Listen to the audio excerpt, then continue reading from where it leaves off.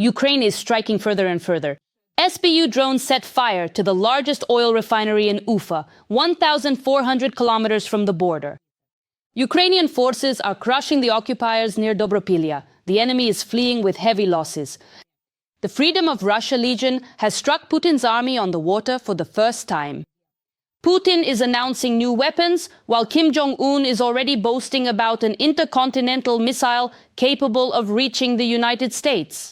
Lukashenko is preparing his army for battle. South Korea is expelling Russians en masse, turning them back right at the border. Hello, my name is Yulia Kokan, and right now, here are the main stories. But first, please like this video and subscribe to our channel so we don't lose touch with you on YouTube. And let's start with a brilliant operation. The Freedom of Russia Legion has used surface drones against the occupiers for the first time, opening a new chapter in the resistance to Putin.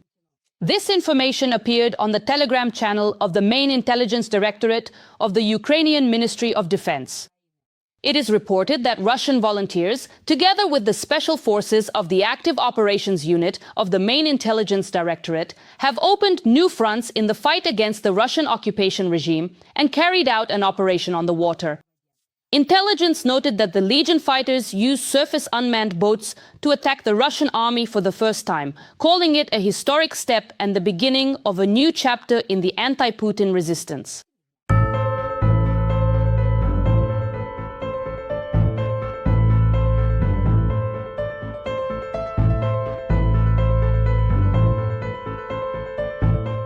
For those who are not familiar, let me remind you, the Freedom of Russia Legion was formed in March 2022, operates on the side of Ukraine, and carries out acts of resistance against the Putin regime.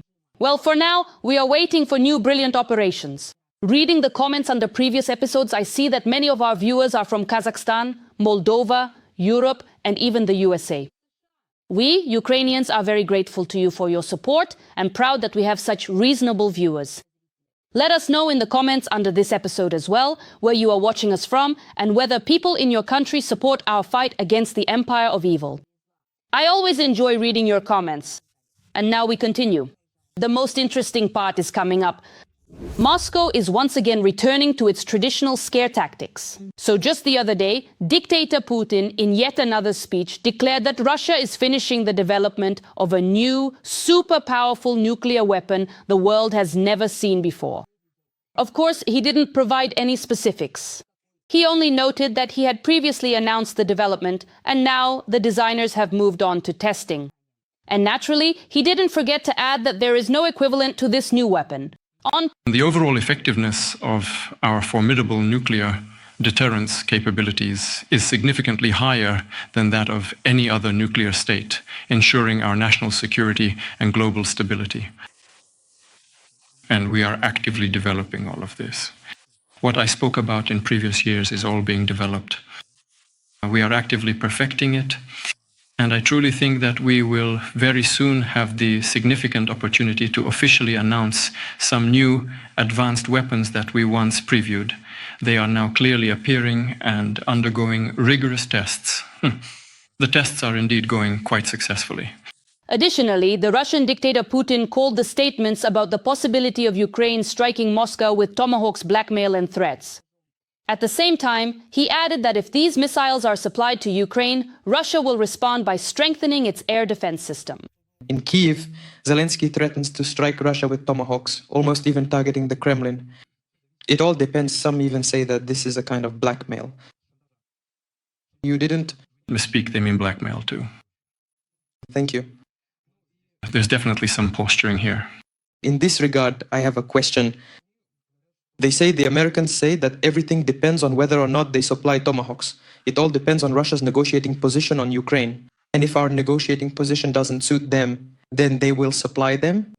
Are we ready with our response to this? Our response is to strengthen the air defense system of the Russian Federation. Don't celebrate too soon. Ukraine has definitely prepared many surprises for you. Meanwhile, the occupiers have announced that reconstruction in Avdiivka has been halted. Ukrainian blogger and journalist Denis Kazansky notes that Russia has less and less money and the budget deficit is huge.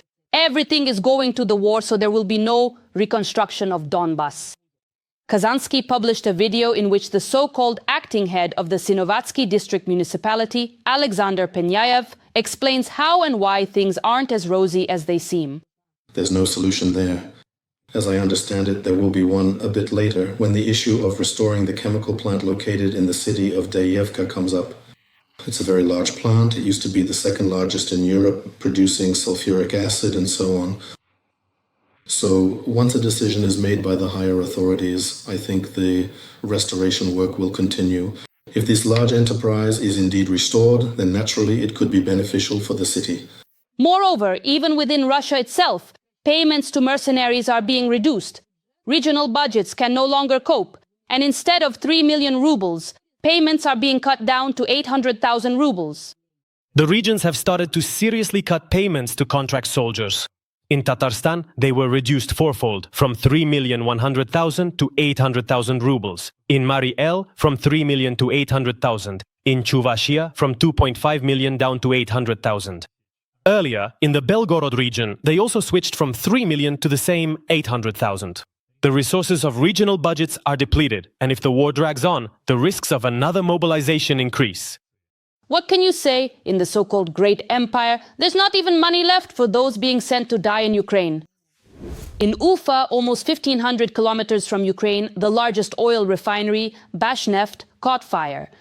A powerful strike was carried out by drones of the Ukrainian security service. After a series of explosions, a huge column of smoke rose above the plant. Preliminary reports indicate that a crude oil processing unit caught fire. Ufa is one of the main oil refining centers in Russia, supplying fuel to Putin's army of murderers and rapists. The Russians tried to launch an offensive near Dobropillia, but were defeated and retreated. As President Zelensky reported, clearing operations are currently ongoing in the area of the village of Vladimirovka. On October 9th, the enemy launched an assault on Vladimirovka in Donbas with 3 columns. The first 2 columns, 40 motorcycles and light vehicles, were a diversion and were completely destroyed. Part of the armored vehicles from the 3rd column broke through, and some Russian soldiers managed to enter the village. Valentin Manko, head of the Assault Units Department, spoke about the enemy's tactics and the course of the fighting.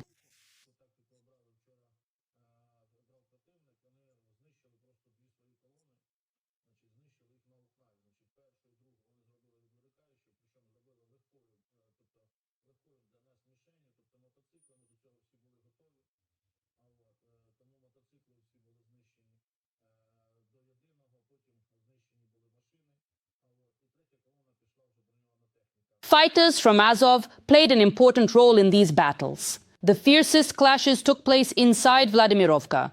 There, the enemy landed 32 infantrymen, 12 of whom were eliminated immediately, and the rest over the course of the evening and night.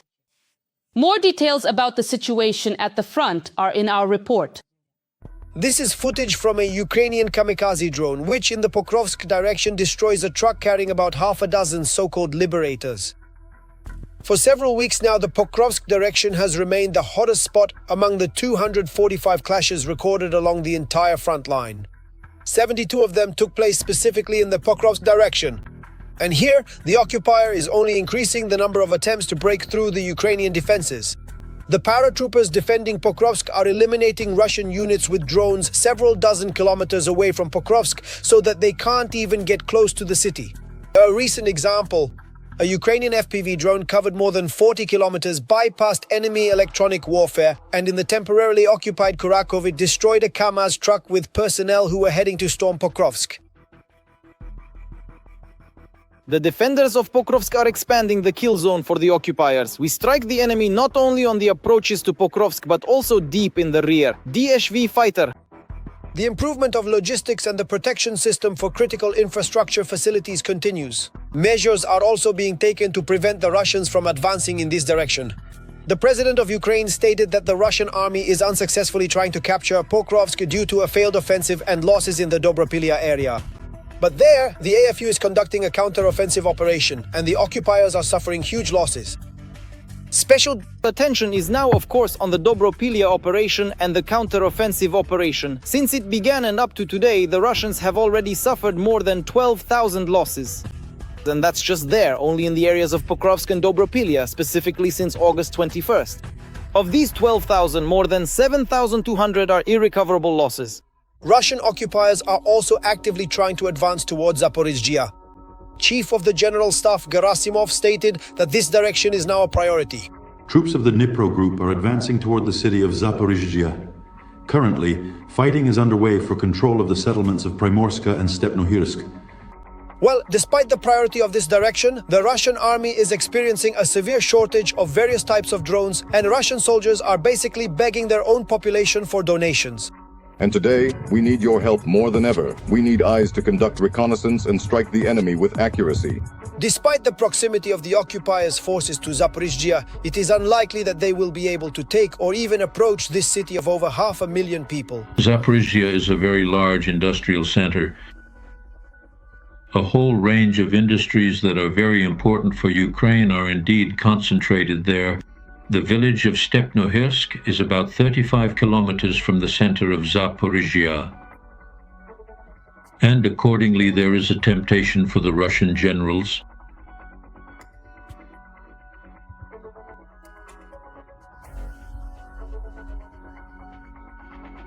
taking the city will, of course, be very difficult. At the border of the Donetsk, Zaporizhzhia, and Dnipropetrovsk regions, very intense fighting continues. You have completely cleared 4 villages, and fighting is still ongoing for 4 others. I never cease to admire the courage and heroism of Ukrainian soldiers. They are holding the front and standing up to a huge horde that vastly outnumbers them. That's why I urge you to support the armed forces of Ukraine, and if you can't do so financially, write them words of encouragement in the comments. I know they are watching us.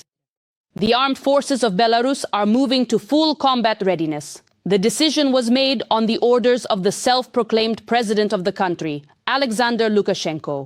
This was reported by the press service of the Ministry of Defense of the Republic of Belarus. According to their information, the Belarusian armed forces have begun a series of activities to check the army's combat readiness.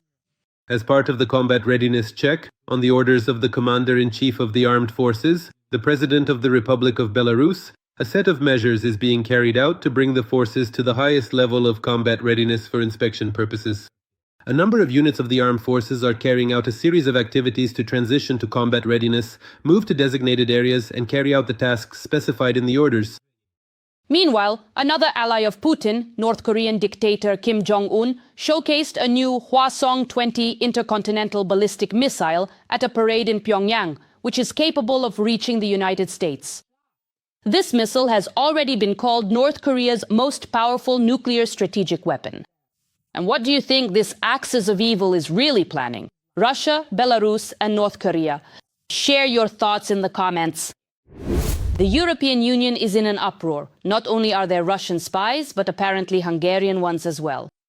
And while evidence of Orbán's people spying in the European Commission is being documented, he himself is accusing, tada, Ukraine of espionage.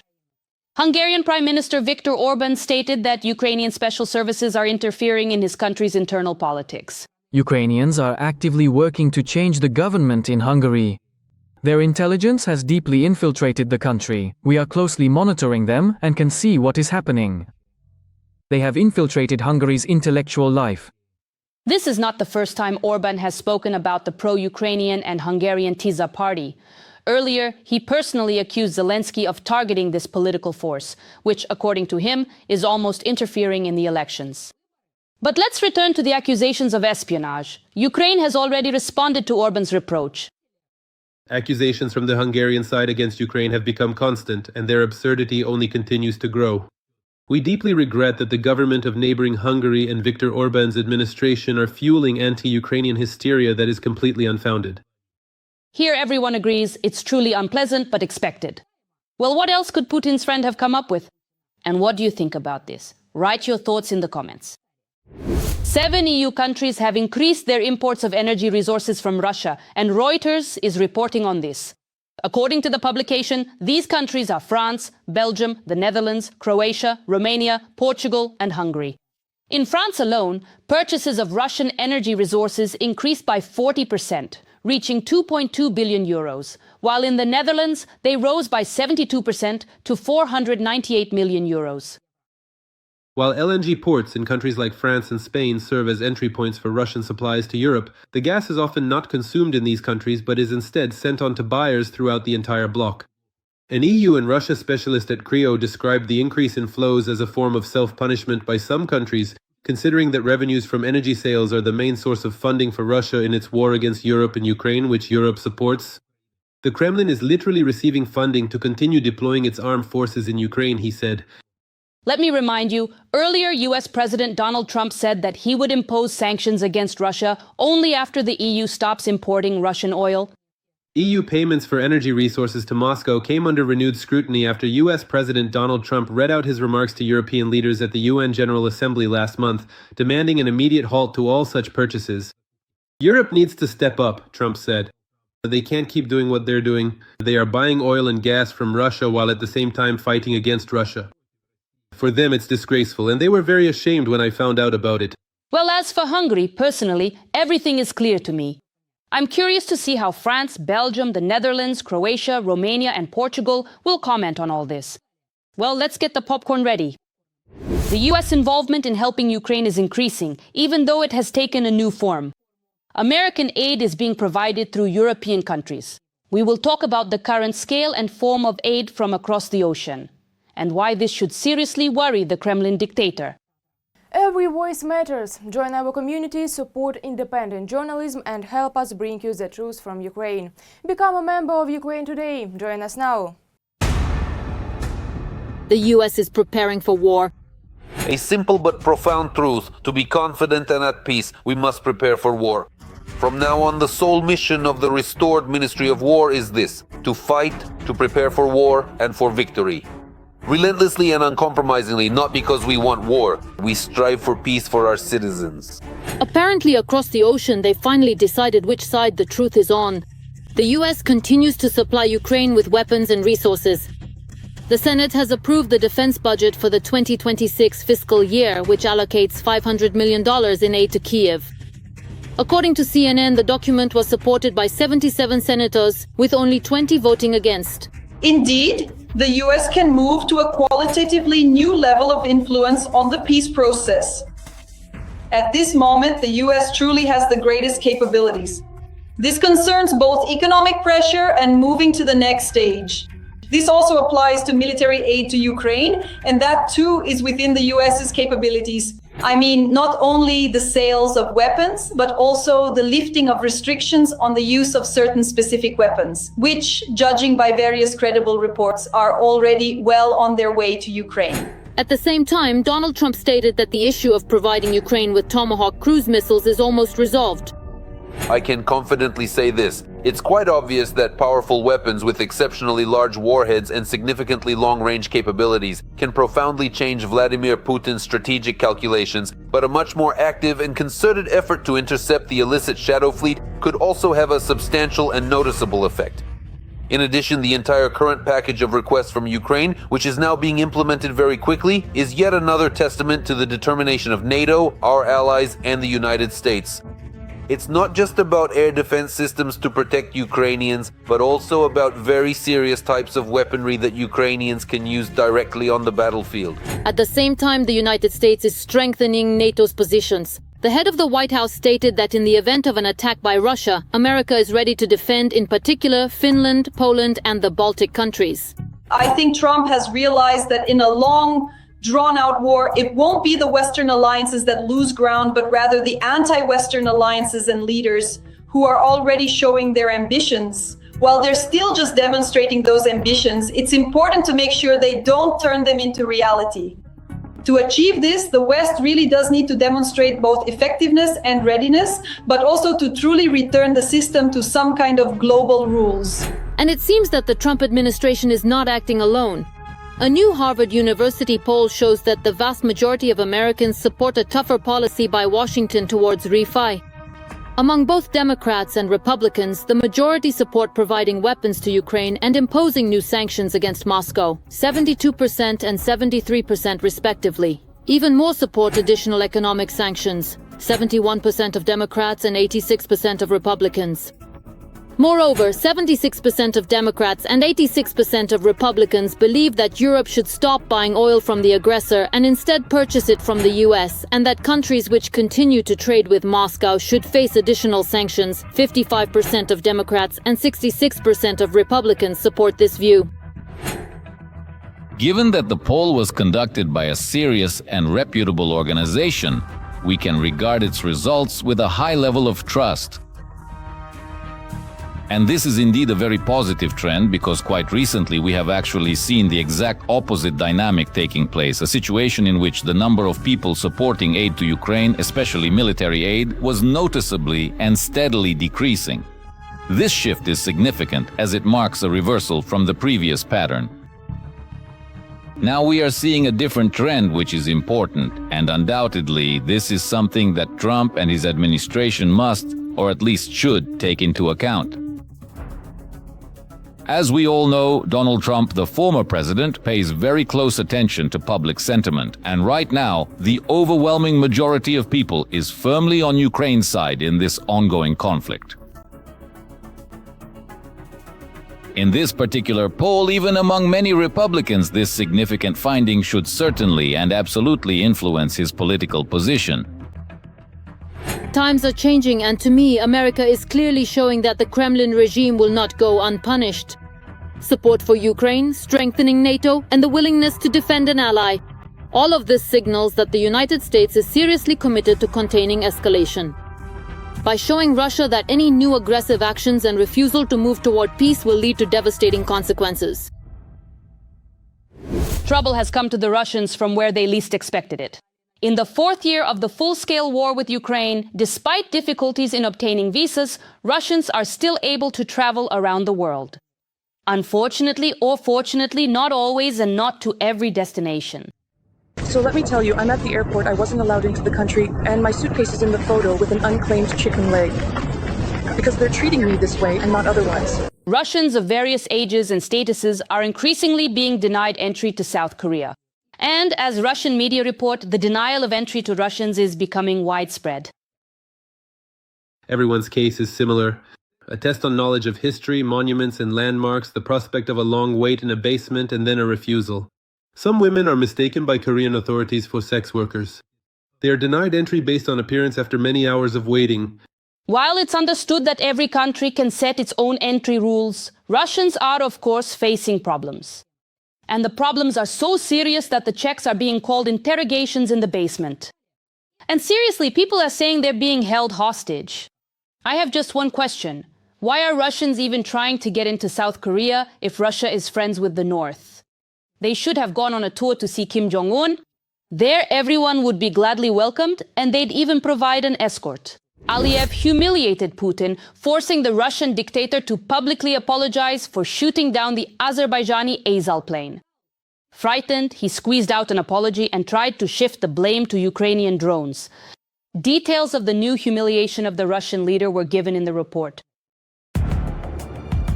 Nearly a year after the Azerbaijani plane was shot down over Grozny, Putin, with his tail between his legs, admitted Russia's responsibility for the disaster. The second reason lies in the technical condition of the BVA system itself. And the two missiles that were reportedly launched did not directly hit the plane. If that had happened, it would have been a completely different situation. And they exploded perhaps, as was recommended, at a distance of several meters, about 10 meters. And that's precisely why the significant damage occurred, but primarily not from the warheads themselves, but most likely from the scattered debris. Well, as expected, Putin didn't fully admit it. As usual, he blamed Ukraine for everything. The very first and crucial point is that there were indeed Ukrainian drones present in the sky.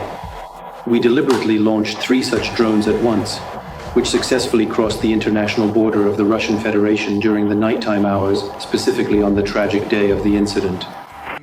However, he still had to bow down to Aliyev, as well as promise to deal with those responsible and pay compensation.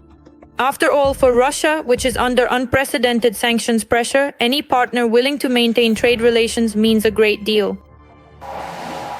Of course, everything required in such cases, in such tragic situations, will be done by the Russian side responsible for compensations, and a legal assessment will be given to all the actions of the relevant officials, to the activities of everyone involved.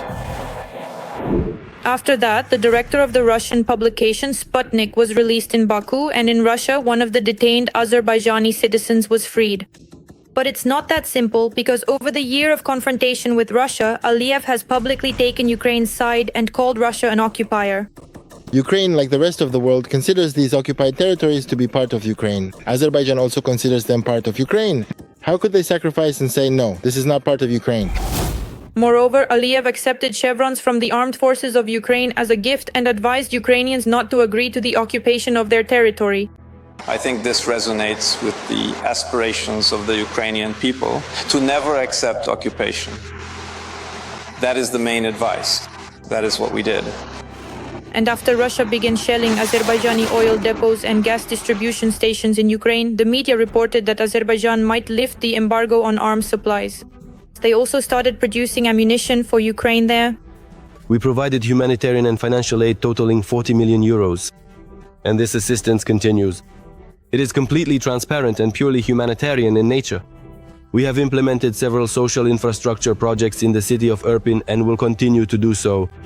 You know that Ukrainian children regularly visit us as guests. We will do everything in our power to help.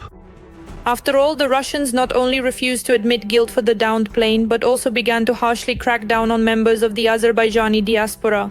The security forces even killed 2 of them, and Russian propagandists even threatened Azerbaijan with war. Some of the victims suffered broken ribs. There are those who sustained spinal and internal organ injuries. If Azerbaijan hadn't intervened, the number of victims could have been hundreds of times higher.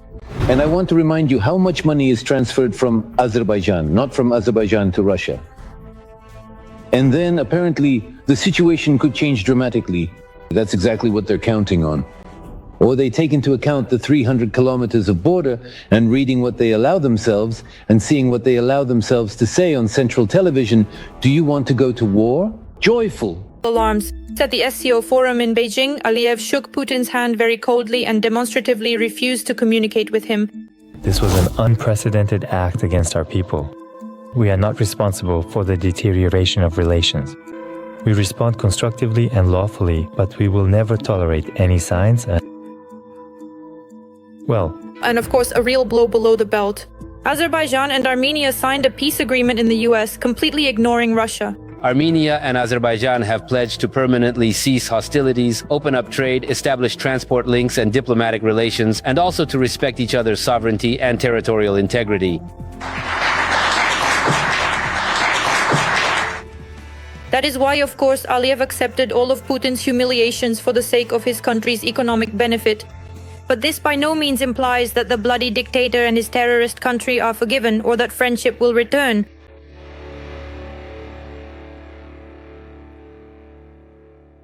How do you like our news? If you write to us about what we should change to become better, we will definitely take it into account. In the meantime, please like this video to support what we do, and be sure to subscribe to our channel Ukraine Today so you don't miss future episodes. See you